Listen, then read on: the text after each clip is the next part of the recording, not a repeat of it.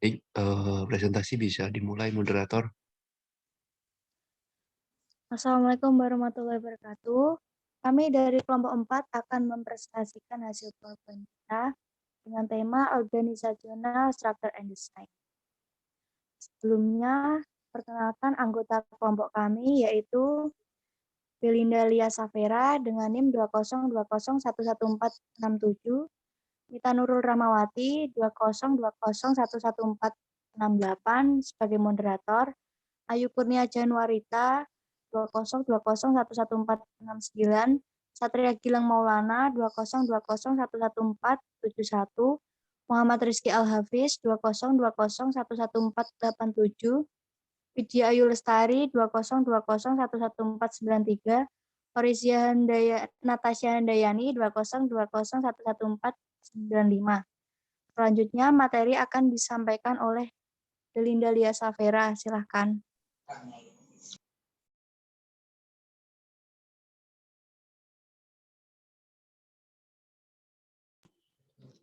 Pengertian struktur organisasi dan desain organisasi. A. Struktur organisasi merupakan unit sosial yang dikoordinasikan secara sadar, terdiri dari 2 orang atau lebih, dan berfungsi sebagai suatu dasar yang relatif terus-menerus guna mencapai serangkaian tujuan bersama.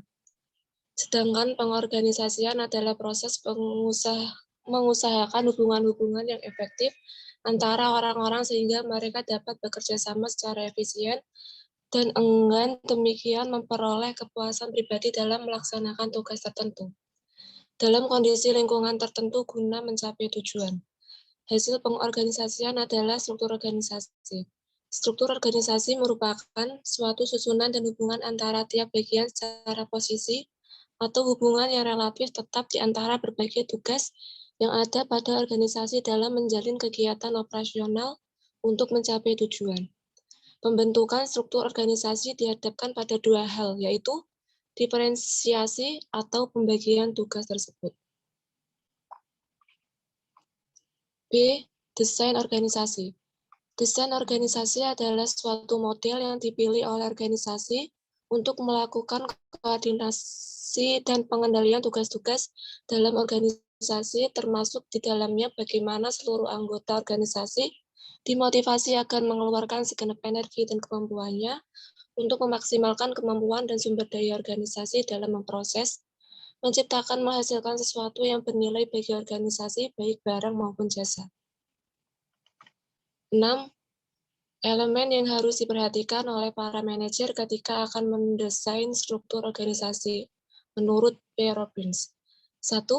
Spesialisasi pekerjaan. Spesialisasi pekerjaan adalah sejauh mana tugas-tugas dalam organisasi dibagi-bagi ke dalam beberapa pekerjaan tersendiri. 2. Departementalisasi. Departementalisasi adalah dasar yang dipakai untuk mengkelompokkan pekerjaan secara bersama-sama. 3. Rantai komando. Rantai komando adalah garis wewenang yang tanpa putus membentang dari puncak organisasi ke unit terbawah dan menjelaskan siapa yang bertanggung jawab kepada siapa. 4. Rentang kendali. Rentang kendali adalah jumlah bawahan yang dapat diarahkan oleh seorang manajer secara efisien dan efektif. 5. Sentralisasi, desentralisasi. Sentralisasi adalah sejauh mana tingkat pengambilan keputusan terkonsentrasi pada satu titik di dalam organisasi. 6. Formalisasi. Formalisasi adalah sejauh mana pekerjaan-pekerjaan di dalam organisasi dilakukan.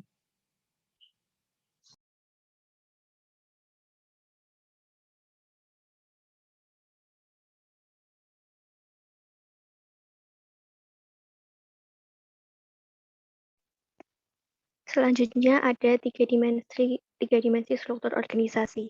Yang pertama ada kompleksitas. Kompleksitas merujuk pada tingkatan diferensiasi yang ada di dalam sebuah organisasi. Selanjutnya, kompleksitas struktur menggambarkan derajat diferensiasi dalam suatu organisasi, baik diferensiasi horizontal, diferensiasi vertikal, dan diferensiasi spasial. Selanjutnya, peningkatan salah satu dari jenis diferensiasi ini secara otomatis akan menambah kompleksitas struktur sebuah organisasi. Berdasarkan pendapat-pendapat tersebut, dalam kajian kompleksitas organisasi terdapat 3 bentuk diferensiasi, yaitu Yang pertama ada diferensiasi horizontal, merujuk pada tingkat diferensiasi antara unit-unit berdasarkan orientasi para anggotanya, sifat dari tugas yang mereka laksanakan, dan tingkat pendidikan dan pelatihannya. Kedua ada diferensiasi vertikal, merujuk pada kedalaman struktur. Yang ketiga diferensiasi spasial, merujuk pada tingkat sejauh mana lokasi kantor, pabrik, dan personalia sebuah organisasi tersebar secara geografis.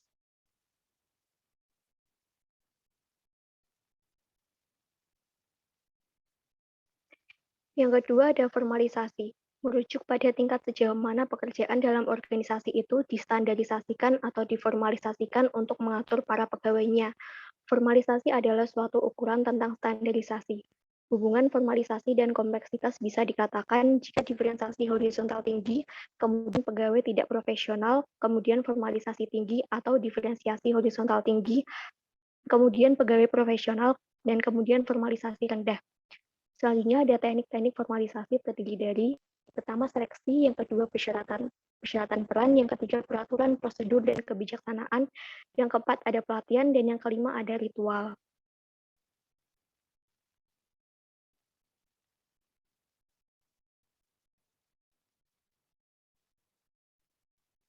Yang ketiga ada sentralisasi dan desentralisasi. Sentralisasi merujuk kepada tingkat di mana pengambilan keputusan dikonsentrasikan pada suatu titik tunggal di dalam organisasi. Selanjutnya, konsentrasi yang tinggi menyatakan adanya sentralisasi yang tinggi, sedangkan konsentrasi yang rendah menunjukkan sentralisasi yang rendah atau yang disebut desentralisasi. Hambatan pada sentralisasi. Yang pertama, hanya memperhatikan struktur formal dan bukan dengan struktur informal. Yang kedua, memperhatikan kebebasan dalam pengambilan keputusan. Dan yang terakhir yaitu konsentrasi pada seorang unit atau tingkat.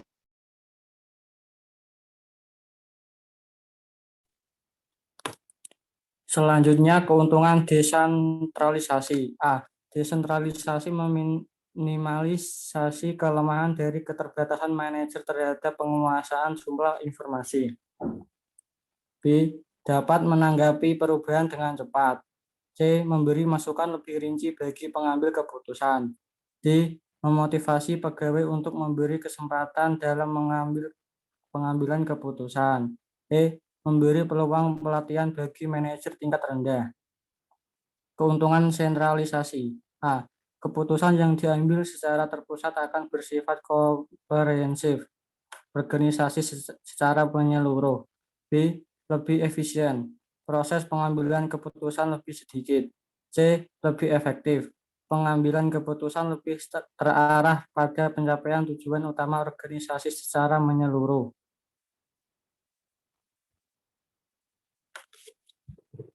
Keputusan manajerial. Pengambilan keputusan decision making adalah proses identifikasi masalah dan kesempatan kemudian memecahkannya. Pengambilan keputusan yang baik merupakan bagian vital dari manajemen yang baik, karena keputusan-keputusan yang menentukan bagaimana suatu cara organisasi menyelesaikan masalah, mengalokasi sumber daya, dan meraih sasaran. Ada 4 keputusan manajerial sebagai pembentuk struktur organisasi meliputi 1. Pembagian kerja, menyangkut kadar dari spesialisasi pekerjaan. Para manajer membagi seluruh tugas organisasi menjadi pekerjaan-pekerjaan yang khusus tersusun dari aktivitas-aktivitas khusus. 2. Pendelegasian kewenangan, delegation of authority, mengacu secara khusus pada kewenangan pengambilan keputusan, bukan melakukan pekerjaan. 3. Pembagian departemen, cara organisasi dibagi secara struktural. Pembagian departemen ini dapat dikelompokkan menjadi pembagian departemen berdasarkan fungsinya, fungsional departmentalization berdasarkan wilayah, geographic departmentalization berdasarkan produk departmentalization berdasarkan pelanggan, customer departmentalization. 4. Rentang kendali, jumlah bawahan yang melapor kepada atasan. Rentang ini merupakan suatu faktor yang mempengaruhi bentuk dan tinggi suatu struktur organisasi.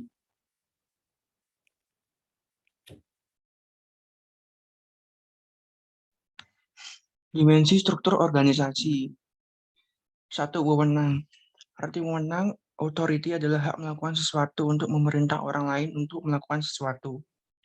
Yang kedua, kekuasaan.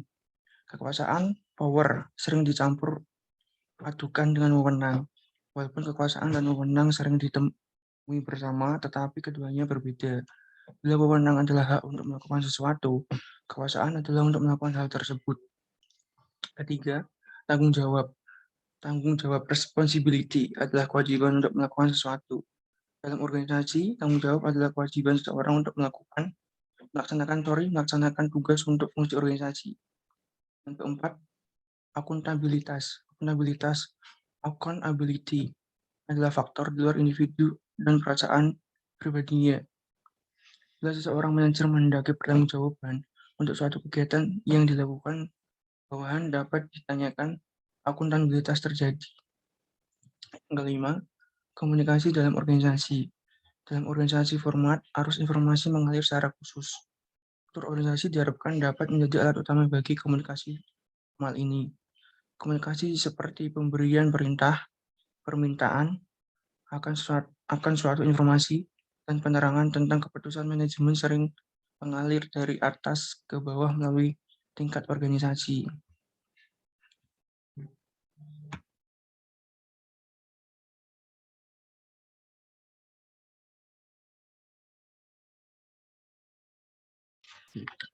Yang keenam, hubungan lini dan staf. Hubungan lini dan staf, keduanya ini merupakan pendekatan yang berbeda untuk menentukan distribusi wewenang dalam organisasi. Yang ketujuh, rentang kendali. Kendali atau pengawasan, span of control, adalah beberapa orang jumlah bawahan yang dapat dikendalikan secara efektif oleh seseorang manajer atau atasan. Rentang kendali sering disebut dengan istilah-istilah span of supervision, span of authority, span of management, dan span of attention. 8. Sentralisasi dan desentralisasi. Bila wewenang didelegasikan atau dilimpahkan meluas dalam suatu organisasi, desentralisasi wewenang terjadi. 9. Rantai wewenang skalar. Karena keseluruhan kegiatan organisasi dibagi-bagi dan dikelompokkan atas dasar fungsi, produk, wilayah, dan sebagainya. Dan karena adanya saling ketergantungan di antaranya, maka kegiatan-kegiatan tersebut harus diintegrasikan. Dan yang ke-10 terakhir, kesatuan perintah. Satu aspek dasar struktur organisasi lainnya, implisit dalam rantai skalar, adalah suatu orang, satu alasan. Ini berarti bahwa seseorang bawahan hendaknya hanya menerima instruktur dan sumber tunggal. Kesatuan perintah terutama dimaksudkan untuk memudahkan koordinasi.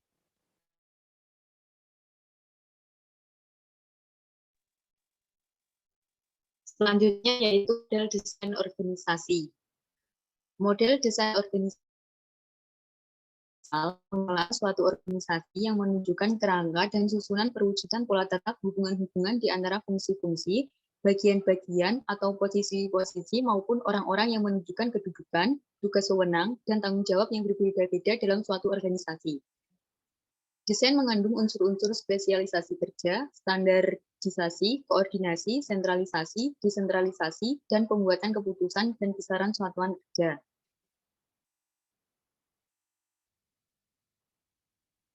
Selanjutnya, ada desain organisasi mekanistik dan desain organisasi organik. Desain organisasi mekanistik yang pertama, proses kepemimpinan tidak mencakup persepsi tentang keyakinan dan kepercayaan. Yang kedua, proses motivasi hanya menyedap motif fisik, rasa aman, dan ekonomi melalui perasaan takut dan sanksi. Yang ketiga, proses komunikasi berlangsung sedemikian rupa sehingga informasi mengalir ke bawah dan cenderung terganggu tidak akurat. Yang keempat, proses interaksi bersifat tertutup dan terbatas. Hanya sedikit pengaruh bawahan atas tujuan dan metode departemental. Yang kelima, proses pengambilan keputusan hanya di tingkat atas keputusan relatif. Yang keenam, proses penyusun tujuan dilakukan di tingkat puncak original tanpa mendorong adanya partisipasi kelompok. Yang ketujuh, proses kendali dipusatkan dan menekankan upaya memperhalus kesalahan. Desain organisasi organik. Yang pertama, proses kepemimpinan mencakup persepsi tentang keyakinan dan kepercayaan antara atasan dan bawahan dalam segala persoalan. Yang kedua, proses motivasi berusaha menimbulkan motivasi melalui metode partisipasi.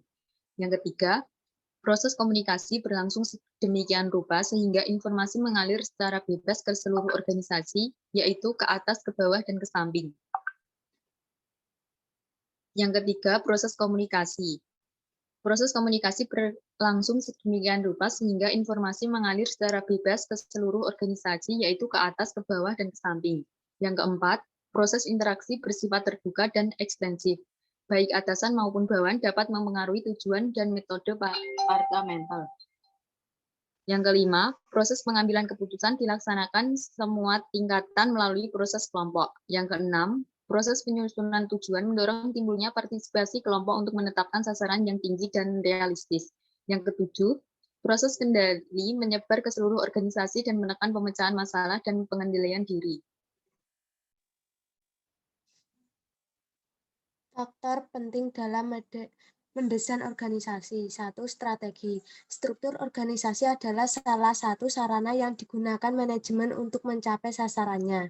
Karena sasaran diturunkan dari strategi organisasi secara keseluruhan. Logis kalau strategi dan struktur harus terkait erat.